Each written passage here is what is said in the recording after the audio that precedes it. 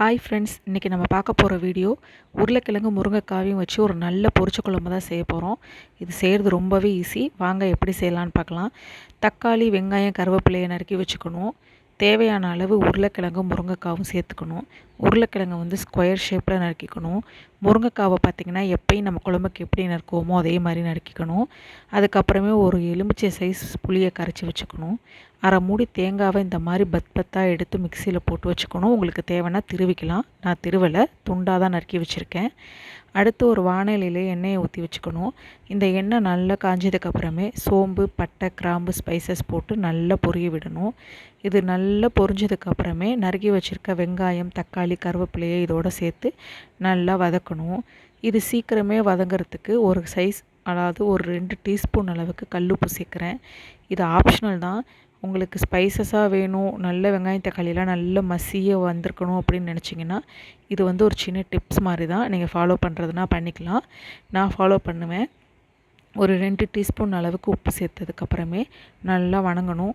நல்லா எண்ணெய் தனியாக பிரிஞ்சு வரும்போது நம்ம நறுக்கி வச்சுருக்கிற அந்த உருளைக்கிழங்கு, முருங்கைக்காய், இது 2 காயையும் அந்த தக்காளி வெங்காயத்தோடு சேர்க்கணும். நான் சேர்த்ததுக்கப்புறமே நல்லா வணக்கணும். அதில் போட்டிருக்க உப்பே போதும். அது நல்ல காயில் இறங்கிரும்.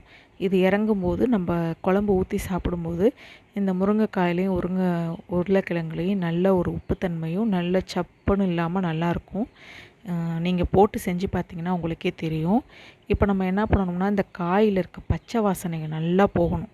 அதுக்கு இதை மூடி போட்டு மூடி வைக்கணும். அப்படி மூடி வைக்கும்போது தான் இதில் இருக்க தண்ணியெல்லாம் வெளியில் பிரிஞ்சு இதோட பச்சை வாசனையெல்லாம் நல்லா போய் குழம்பு கொஞ்சம் நல்ல மணமாகவும் இருக்கும், காய் ருசியாகவும் இருக்கும்.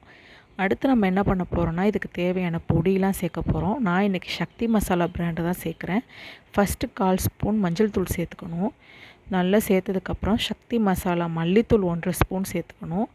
அதுக்கப்புறமே மிளகாய்த்தூள் உங்கள் காரத்துக்கு ஏற்ற சேர்த்துக்கணும்.